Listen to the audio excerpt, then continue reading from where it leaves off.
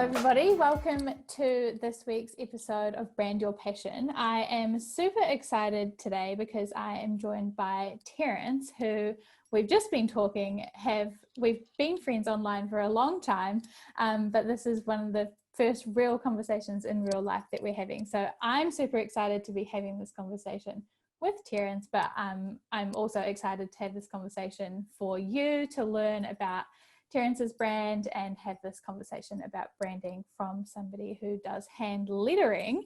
And so, yeah, welcome to the show. Thanks, Holly. Thank you so much for having me. I'm excited to be here. Yeah. So I have hinted, obviously, that you do hand lettering, but do you want to introduce yourself, give us your preferred pronouns if you're okay with that, and then share a bit about what your passion is? Sure. So I'm Terence. I am from Houston, Texas. I guess these days I'm mainly a lettering artist, but previously I've been known to do some video, some graphic design, some photography, even a little DJing back in a previous life. I'm a big sneakerhead. I just kind of do all the things. I've been starting to do more murals these days. Cool. I did not know about the DJing. that was long time ago. I don't exactly talk about it a lot, but yeah, but a very cool thing to add, just casually. Yeah. So tell us a bit about your studio. How did that sort of come about, and how has it kind of come to where it is today? So I have I have about 12, 13 years of experience working in corporate. I came out of college and then immediately went into corporate life. And I kind of lived in it for a while. And, I had the whole mentality of, get a job and stay in that job until you retire. And, I tried to live that out, but I just kind of felt myself slowly dying inside. I just, I wasn't learning a ton like I did at first, obviously, but, after a while, it just didn't really learn much anymore in the office. So I would teach myself photography outside of the office and do other things. And just discovering things on my own, I kind of realized, man, I want to do something that's my own. Like, just coming to the office and sitting here doing someone else's stuff, like it's starting to get really old, and it doesn't excite me anymore, and I just want to do my own thing. So after doing a bit of research and listening to some podcasts, I just kind of got encouraged and had a talk with my wife, and she was like, yeah, if you want to do it, go for it. If it doesn't work, you can always go back to work. So it just kind of happened. That's awesome. I love that. That was the kind of decision was like, if it doesn't work, you can just go back to work, because that's the, before I started my business, I talked to a life coach about what to do with my life. And that's what she said to me. She was like, if it doesn't work, what are you going to do? I was like, I guess I just go back and get a normal job. She was like, okay, so why don't you just try? Yeah, I had to get over a lot of that fear. I don't know why I was so afraid that if I quit my job at the time, I felt like I was throwing my entire career, everything I've built over the last 13 years, I felt like I was throwing it out the window, and I would never get it back. But, in reality, obviously, I still have the skill set. If anything, I'll learn more from trying to run my own business. So I'll be better off doing that experience. So yeah, it took a lot of, I had to convince myself a lot that, like, it's not over. Even if you fail, it's not over. You can still do other things. Yeah, the option is always there to go back, but the aim is to not have to. Right, of course. Yeah. And so when you started doing your own thing, did you start it as Tinlun Studio straight away? I did. I started as Tinlun because really what happened was I just started playing around with hand lettering. I went to a design conference, and one of the speakers had hand lettered their entire presentation deck was hand lettered. Wow. So I was like, wow, hand lettering is a thing. Like, I used to draw letters a lot when I was a kid, and I didn't know that it was a thing. I just always been kind of obsessed with it, but never pursued it in any serious kind of way. And so I came back from that conference and I was like, I want to try this hand lettering thing. I want to see if I can get good at it. And that was right around the time that Instagram started to see a big hand lettering boom. And I had just jumped on Instagram just to see, like, let me just put my practice up on Instagram just so that I can catalog my progress and maybe get some feedback from some people. And yeah, so I just chose the name Tinlun because Tinlun is my Chinese name. And so I was like, I need a handle. What am I? I'm not going to be Terence Tang. You know, that's kind of lame. So I was like, let me do something else, just some sort of alias. And I was like, let's do Tinlun. Why not? So I just picked it and just ran with it. Started posting stuff, and then it just kind of formed into its own thing. Yeah. And so, are you like? Have you ever thought about changing your name or going? I know a lot of people are like, oh, maybe I should use my name that people call me, and identify as more of a personal brand. Have you ever thought about doing that, or you're happy? I have. I think I think about it like every few months. I'm like, have the should I? existential crisis. Yeah, I'm just like, does this resonate with anyone? Is it just me? Like, does it, like, do I need to change it to something that's more relatable? And I don't know. I go back and forth with it, but then I just figure, you know, it's me, and people can kind of, what I like about it is that it doesn't have a meaning to anyone else. It has a meaning to me, but for everyone else, they can assign their own meaning to it. Yeah. And so if I build my brand properly, like, it'll have its own meaning out there that people decide on their own. So I try to hang on to that mindset. Yeah, no, I like that. And I like that it's, you know, it is your name, even though it's not, you know, your name that most people call you. It still is your name. So it's still you, it's still personal. So I like that. That's cool. And Thanks. So the logo that you have now, did you have a logo from the beginning? Is that, was it different back then? How has it changed over time? Yes. I think I have the sketches somewhere, but in the beginning, it was a very terribly brush penned version of what it is now. And I just kept that for a while. And back then I wasn't a business. Back then I was still just putting my work out on Instagram for fun. And as I started getting more serious with it, and then picking up tips from friends that I had picked up along the way on Instagram, like teaching me how to vector the lettering, what are the best tips and tricks for that, I started to get a little fancier with, all right, now I'm gonna actually make this thing a vectored logo and like actually represent myself properly. And then from there, learning even more, getting more feedback from friends, nitpicking at it, you know, it's evolved into what it is now. So it's probably in its 4th iteration or so. Cool. Yeah. That's cool. And so kind of iterating and changing that is more of a decision because you've grown in your skill set, or were you also trying to, you know, get more professional with your logo, or was it just about the improving the skills? I think it was both. I think after I grew in my skills and I looked at the logo, I could see, maybe it was just in my head, but I felt like it, with some tweaks, it could look more professional. I was like, oh, look at it. Like, it looks a little bit amateurish. Like, I need to tweak it to look better, you know? I don't know, maybe a little bit of both. Yeah, I guess it's kind of some added pressure when you are like a hand lettering artist or a logo designer and you're making your own logo. Like, some other creators might not have that pressure, but when it represents your actual skills, it's got to look pretty good. Yeah, and I had to make sure that it actually represents my style too, because it's tempting to do other, you know, like a clean kind of block style or something that's, you know, it just looks cleaner and it's more legible, but I wanted to make sure that it's representative of the kind of lettering that I do and the kind of the personality that my lettering and my brand exudes. Yeah, cool. So speaking of the like personality that your brand exudes, is that something that you have ever like intentionally thought about, or has it just kind of come because it's your personality? What has that process been like?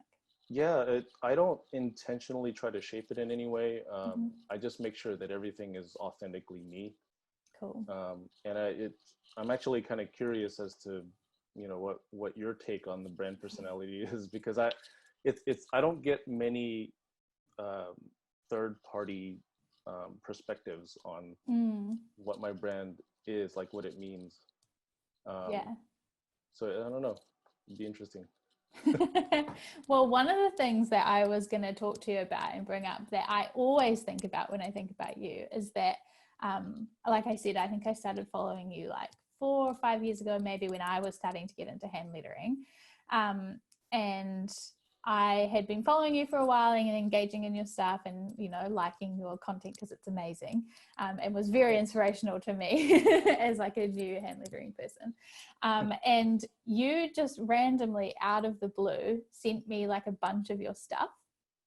And I still have it. I still like use the little notebooks for sketches, and I have your patch on my denim jacket, and Oh, like, I have this stuff, and it's something that sticks out about you and your brand is how like generous that was, and how you wrote like a note about how grateful you were for people engaging in your content. And I think like that is something that I wanted to ask you about, because I was like, is that just something that's inherently you? Is it something that you do often? Is it something that, was kind of intentional, like, I want my audience to know that I'm like grateful and that I'm a generous person? Like, what was that thought process like for you? yeah, it's just all of the above. I mean, it's so easy to think, from a business perspective, like, yeah, I'm just giving all my stuff away and I'm not making money on it. Mm-hmm. Um, but I feel like, there's you can't put a dollar value on sending someone like a surprise patch or something, and Mm-hmm. then it like makes their day. Yeah. And like that's the kind of thing that really gets me going, and that makes me feel good. And that, if I can help, you know, make people feel better and help the world be a better place from little silly gestures like that, if I lose out on a dollar for that, it's totally worth it. And Mm. so I don't know. I think that's just my approach, to, who I am and what I'm just overall trying to do with this brand is just to make the world a better place in some small silly way, if even possible. Yeah. Well, it worked. It definitely put a smile on my face. And it's something that I, all these years later, still remember and still think about. And I see that patch on my jacket and I'm like, oh, Terence sent me that. And it was such a cool, like, indication of you and your personality and your brand. So, yeah, I think it's interesting that people maybe don't think about doing that, or, like you say, worry about, oh, I'm going to lose out a dollar or Yeah, whatever. yeah. But it's worth it for the kind of perception and to give your audience this like wow moment, that they'll remember you by. Yeah, and I also remember, like, if we're since we're doing flashbacks, I remember you wrote a blog post about, I think it was like top 5 or top 10 designers that you follow or something, and I Mm-hmm. was on the list, and I was just like, are you kidding me? Like, I'm on someone's top 10 list? Like, that just blew my mind. Like, I was just I couldn't fathom it. I still can't fathom it. Yeah. But like that really made my day, and I still think about it. I'm like, man, I made someone's top 10 list. That's just crazy to think about. So That's thank you for amazing. That's all right. I mean, it's a good reminder, and I see this pop up on Twitter sometimes, that if you do like a creator's work, man, does it mean a lot to just say like, hey, I love your work. that. Yeah, Thank for you sure. for doing what you do. Like, yeah, for people who are listening, if there are creators that you follow and that you love their work, it makes such a huge difference just to be like, just to say that and let them know. Well, you never know what it will do for their day or their life or Yeah, whatever. and if other creatives are anything like me, like, they're extremely insecure as I am. I'm like questioning whether I should be doing this or changing careers. Like every day, every week, I'm like, should I keep doing this or should I do something else? Like, I don't know Yeah. if I'm any good at this. Like, those little comments help a lot. So if Yeah. piggybacking on what you said, if you enjoy someone's work, just tell them. Like, Yeah. it really means a lot. Mm-hmm. And it could mean the difference in Terence continuing doing lettering. Yes, definitely. Yeah. Okay, so let's like kind of continue that conversation a little bit about, you know, being artists and being a little bit insecure in what we do and having these sort of tumultuous creative experiences. When I had asked you to do the podcast, obviously from my perspective, I'm like, Terence is so successful. I love his brand. Everything that he does is amazing. But you said that you weren't sure about doing the podcast because you didn't feel like you were successful. So do you want to tell me kind of a little bit about that thought process and kind of where you were at when I asked you about Yeah, that? sure. I mean, I guess, you know, when someone says successful designer, I guess you could look at it a couple different ways. One would be, you know, have you worked with any big famous notable brands? You know, like that's kind of a designer, every designer has a bucket list, right? Like, who do you want to work with? And then the second thing is, are you making a living? Are you making money? And so I look at those two things and I'm like, well, I have maybe one or two bucket list things checked off as far as brands go, but I'm not making a ton of money. You know, like I'm kind of scraping by, especially with the pandemic and the quarantine and everything. Like, things have come to a screeching halt. But you know, even before that, I was struggling to find where I belong in this whole creative thing. And like, you know, the apparel business is tough. Like, margins are small. It's hard to market online. If you take your show on the road, that's a lot of work. To set up booths everywhere, you know, like you get a lot of recognition that way, but you know, it's hard work, especially with a family and two kids. So the apparel thing was going really rough, and trying to find clients was pretty challenging as well. And then I was starting to refocus on doing murals, and doing that was helping a bit. It was starting to pick up, and then the pandemic happened. So, so it's hard. So yeah, I mean, I think mainly I just wanted to be clear that, you know, it may look like someone is, you know, super successful and like super busy with work and, you know, just killing it, but you know, it's not always the case. Like, there's a lot of struggle in trying to do your own thing. So, and I think, you know, when you like quit a job and you try to start your own business, you always have this glorified, like, oh my gosh, I'm gonna make a ton of money. I'm gonna enjoy what I do every day. It's gonna be amazing. I'm never gonna work a day in my life. You know, that old saying, do what you love, and you never work a day in your life. Man, you have to bust your ass. Like, you really do. And so yeah, I didn't want there to be any misconception that I quit my job and I'm just killing it and I'm doing amazing and I'm loving life and it's stress-free. You know, it's hard work, and it's really a struggle every day. Yeah, for sure. No, I totally relate to that. I'm like the same thing. I was just quit my job, and I quit my job, which was like a terrible job. And so it was like, I could do anything to get out, and I did not have the like 3 months salary or whatever the heck people tell you you're supposed to have. I was just like, no, I'm done, I'm out of here. And just like then had to hustle harder than freaking ever, and learn stuff so quickly, and things that I never thought I would have to learn, like freaking accounting and marketing and like networking and client management and all these things that design school didn't teach me, that my past jobs didn't teach me. And you're right, we work harder than ever. But there's definitely something to be said about, you know, you said you were at a terrible job, you know, mental health wise, like that really takes a big toll.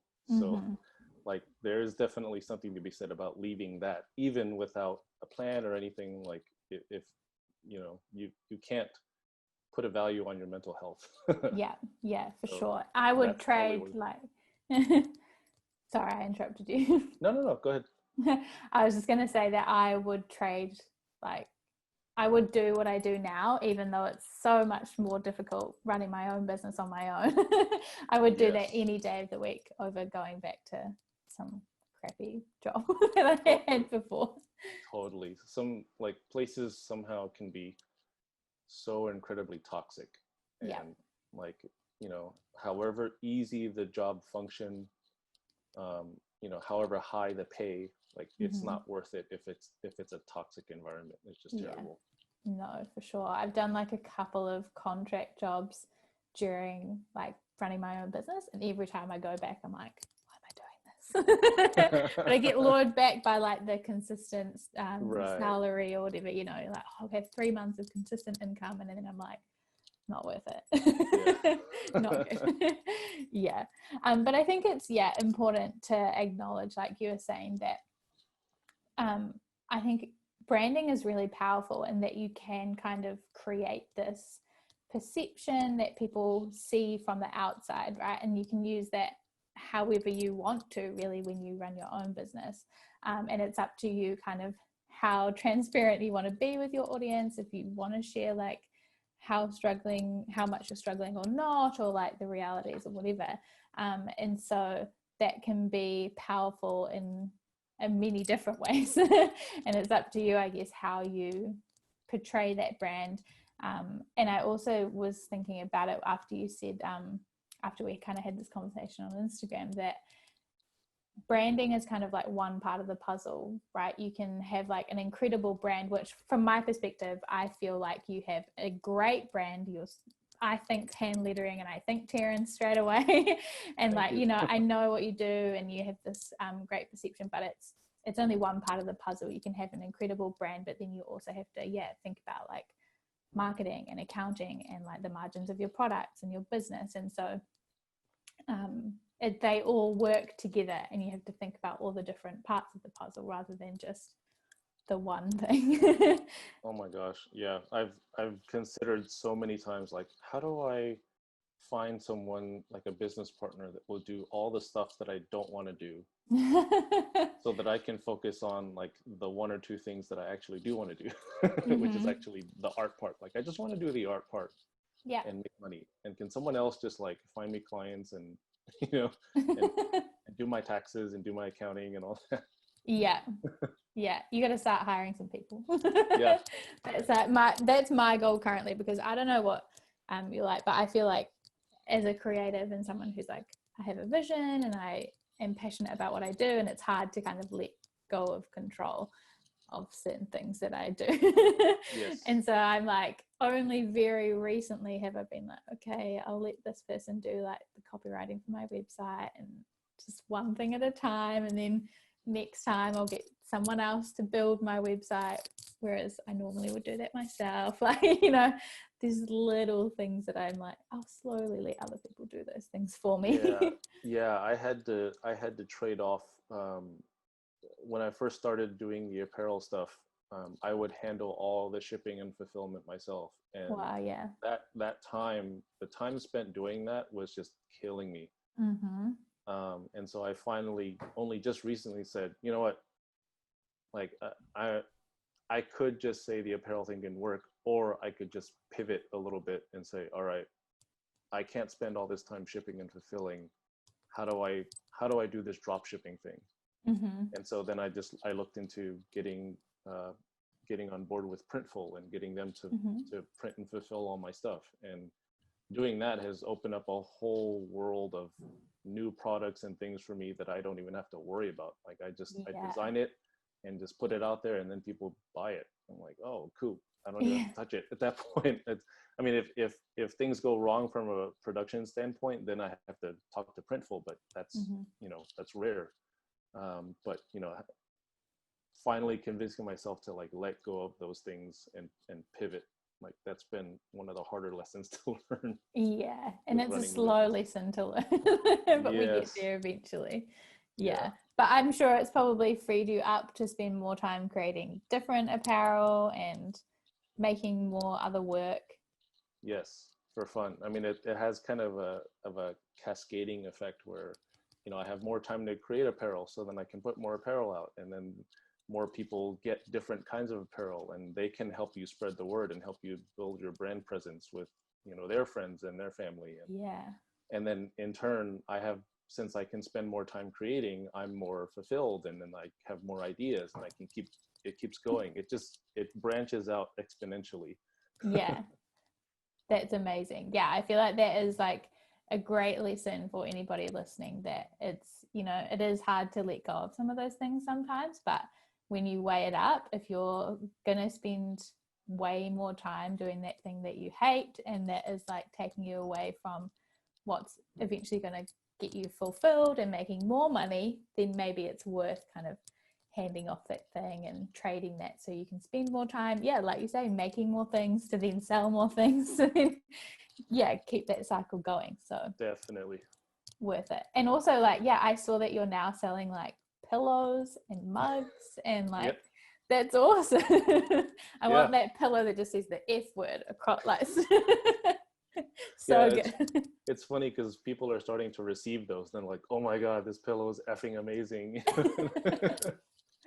Yeah, it's so good. I'm not going to say that word on the podcast, but you can imagine it's just like incredible hand lettering of the F word across a pillow. And I feel like that artwork actually sorry if I'm interrupting you, but that artwork actually came out of a very rough day of quarantine and watching my two kids for the entire day. wow. And you know, this was maybe a month and a half in of watching my two kids all day while my wife was teaching remotely from a secluded room. Yeah, I was just watching the kids all day, and it was a particularly rough day, and I needed to let out some frustration, and I went in the garage with some ink and I just wrote that. Yeah. Just F word real big, like angry arting basically. And I posted it and people were like, yeah, I need that on a shirt. I was like, all right, cool. So then I put it on a shirt and I was like, oh, they have pillows. It's like, that's perfect, because then you were always saying, if you're angry, go punch a pillow or scream into a pillow. True. So I'm like, oh, well, that's perfect. I'm going to make an F word pillow so that people can punch it or scream into it. I love that. That's so good. I love that. It like, sometimes art comes out of like great inspiring times, and then sometimes it comes out of like extreme frustration and like, yeah, it's good. Cool. All right. So tell me a little bit, I'm just like refinding my questions because we've gone in a million directions, but it's great. So I mentioned before that to me, I feel like when people say hand lettering, I'm like, Terence comes to mind straight away, Tinlun Studios. And you have like quite a large audience of people on Instagram and online who know you for what you do. Do you think that's taken like a long time for people to get to know you as like a hand lettering artist, as a muralist now is what you're also doing? Like, how has that kind of developed as people knowing you for what you do? It's kind of funny because I think only other hand letterers know me as a hand lettering artist. Right. Like I have friends and family who still just think of me as some dude who draws things. You know, like they'll contact me like, hey, can you draw a portrait of my dog or something like that? And I'm like, I'm not that kind of artist. Like, have you not noticed that all of my art is letters? like do you see a dog portrait somewhere? So it's just interesting that, you know, like I was actually having this conversation with my wife like a couple days ago, is that it's frustrating that you can try so hard to build a brand that you think is like rock solid. Like you think you've nailed it and everyone gets it. Everyone knows exactly what you do. And then someone can just come out of nowhere and go, hey, can you draw me a dog? And it's like, like, what am I doing wrong here? Like, I think that might be more of like a user error on their part than your fault. Because if you go to your Instagram page, it's clearly letters. It's not. Yeah. But you know, but maybe there's something to be said about that. Maybe there's something more that I could be doing to strengthen what it is that I'm doing. Maybe I've been a little all over the place with drawing on sneakers and drawing on walls, and you know, I don't know. Who knows? I mean, it's all an experiment and a work in progress. So yeah, I think I'm still feeling it out for sure. Yeah. Is that I noticed that also you have like a separate Instagram for your apparel stuff. Is that kind of a way of like separating the apparel and getting people to know you for that thing? Yes and no. So what happened was I originally tried to get approved for that. So Instagram has Instagram shopping where you can tag products directly in a post and have people click and buy directly from an Instagram post. Yeah. I've been dying for that feature for a long time. And I tried to get approved for it on Tinlun Studio, where my big audience is. And I kept getting rejected and I kept getting rejected and I couldn't figure out why. And I thought maybe it was because I'm not obviously a store. Like if you scroll through my feed, I've got some art here, I'm drawing on a wall over here, I have some sneakers over here, and you know, I wrote the F word for no reason over here. And you know, it's just like, I'm not a shop. If you look at the feed, like I'm not a shop, I'm not a store. So I thought maybe that was the reason. So I launched this separate Tinlun lifestyle to make it obvious that, hey, these are physical products and I am a shop. And just to see if I would get approved there. And I did. So, Okay. So I'm like, all right, well, now I have this shop over here that I'm trying to funnel traffic to. Yeah. But yeah, that's been an interesting process, a frustrating, interesting process. Yeah, far out. So definitely more of a necessity than something you wanted to do. Yeah.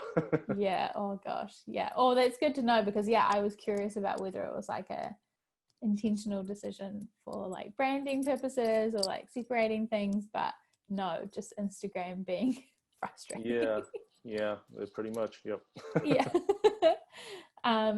Yeah, far out. And you also, or like kind of on that topic, I get asked like quite a lot about whether people should have separate Instagrams for like their personal life, for their creative work, for their business, whatever it is that they might be doing. And I know that you also have one for like Lego racing, Lego car racing. But you like have a lot of your personal stuff, especially on your stories. And I loved seeing your kids on stories, and like you do a bit of the Lego car racing stuff on stories, and like it adds to your brand and your personality and lets people get to know you. And is that something that you've kind of just intentionally done? Have you always done that? That kind of I haven't always done it. When I started out, I had learned that, you know, you shouldn't post pictures of your family or your kids or whatever. You should stick to what it is that you do professionally and post just that, and you know, and push that as hard as you can. And I did that for a while, and you know, my account did grow as a result of that. But then after a while, I kind of realized, you know, I do all this analog art, and you know, with analog there's a human element. So I'm like, there's a dude behind all this. And so I should probably show people, you know, like I don't want to hide behind this facade that I'm like, oh, I only post perfect lettering, and you know, like I wanted to make it known that, hey, like I'm a person, I struggle, I have a family, my circumstances are different than this other person's circumstances or your circumstances. And I just want to be authentic in that way of, you know, like there's a person here, and there's other things going on in his life, you know, and I think over time people have really started to like that. And it's been interesting because as I've posted more stories about my kids, a lot of like some of my lettering heroes have reached out to me. They're like, oh my God, your kids are so cute. And I'm like, you're like my top 3 designer. What do you like? You're reaching out to me because of my kids. Like, it's so random. But you know, it's interesting. People resonate with it. So it like you said, it does help build my brand, even though I'm just really trying to be authentic. Yeah. Well, I think that's super important to know, and is like a great lesson, because people connect with people, and so like people are gonna probably like your lettering work and they'll follow along, but yeah, what gets people to actually engage with you and create relationships is people, and like having real connections and conversations, and yeah, about things that are completely different from what you're trying to sell or do is like, yeah, I had conversations the other day about like the fantasy novel I was reading. What the heck does that have to do with branding? Nothing. But I had like great DMs with so many people about what I was reading, and it's like people just connect with people and they want to know, and especially if you are like well, I was going to say like doing services, but also if you're selling products, because if people know who you are and what you're about and what you do in your spare time, and that you have a family and they get to know you, they're probably more likely to want to support you than some random who they've never met or heard anything about and just has cool work.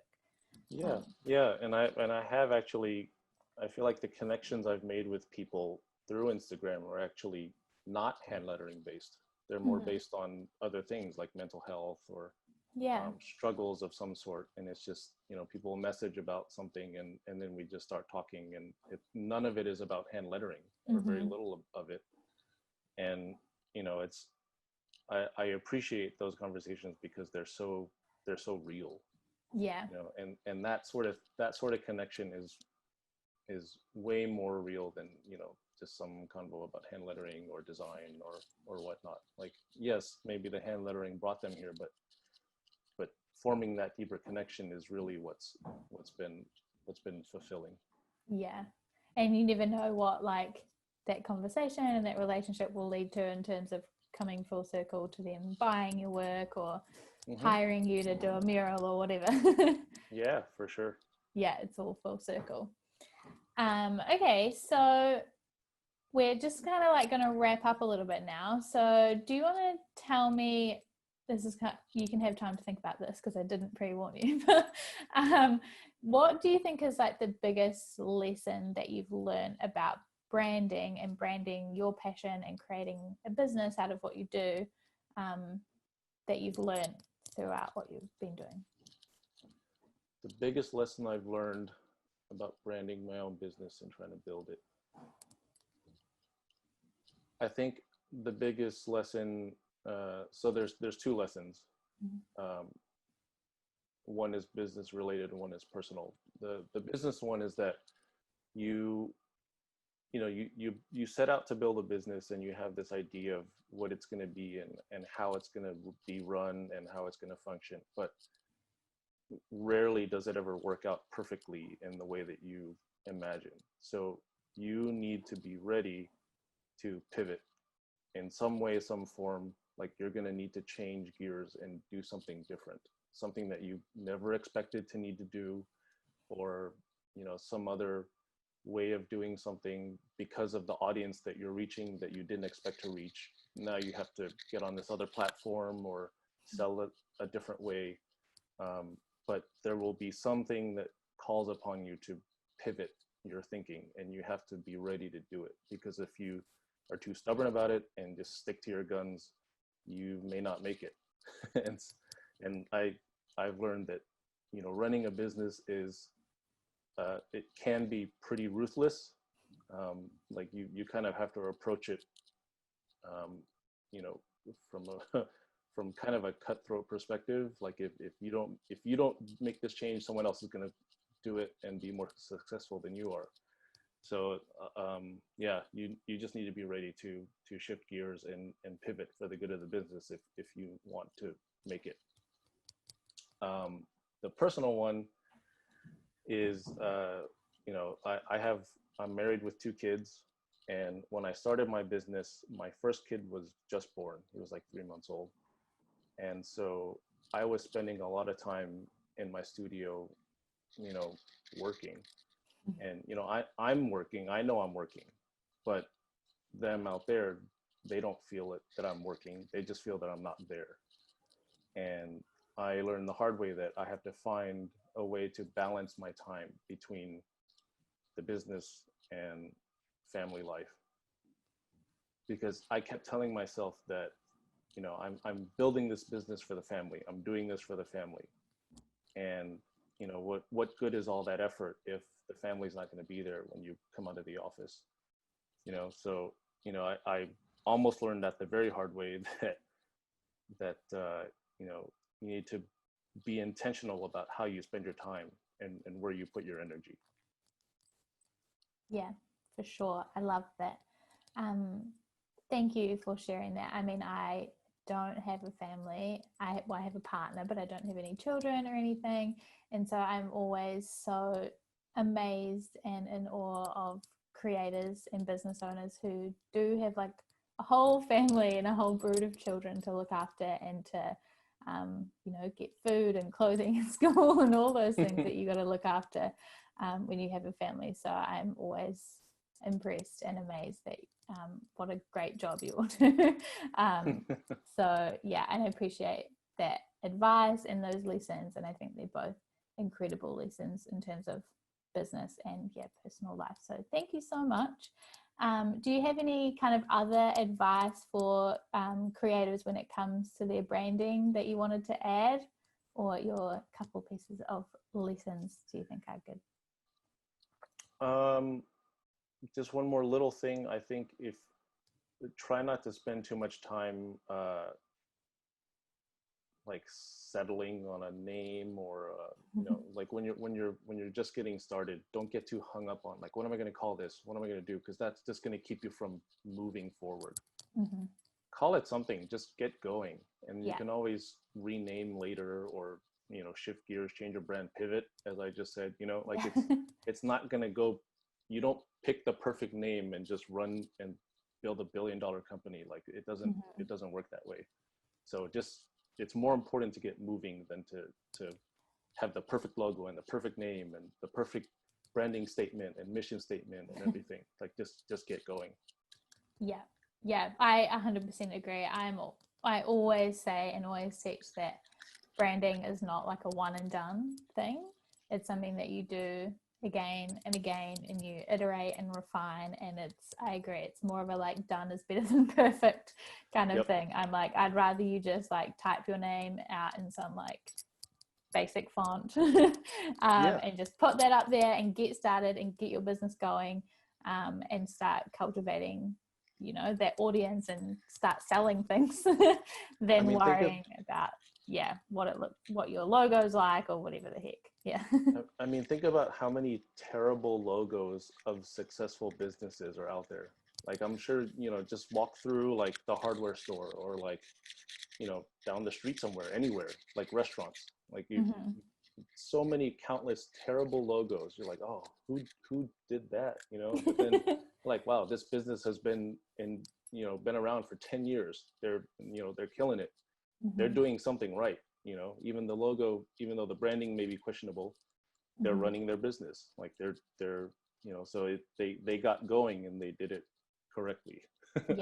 Yeah, for sure. Cool. Do you want to let the people know where they can find you, and maybe something that you've got going on right now, or you're launching or selling, that people can go and check out? Sure. You can find me basically everywhere at Tinlun Studio. That's Facebook, YouTube, .com, Instagram, Twitter. I'll also on Instagram at Tinlun Lifestyle.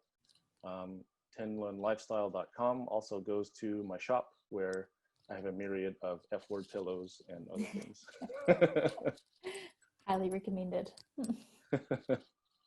Cool. Okay, awesome. Thank you so much, Terence. Firstly, like I said, it's awesome for me to just get to connect with you and have a conversation with you in real life. Well, kind of over the internet. But I'm also just so thankful for you, like sharing your experience and talking about some of the more like real sides of running a business and growing a brand. So thank you for sharing that with us. And I'm sure everybody who listens will go over and follow you and check you out. So I can't wait to see where things go. So thank you.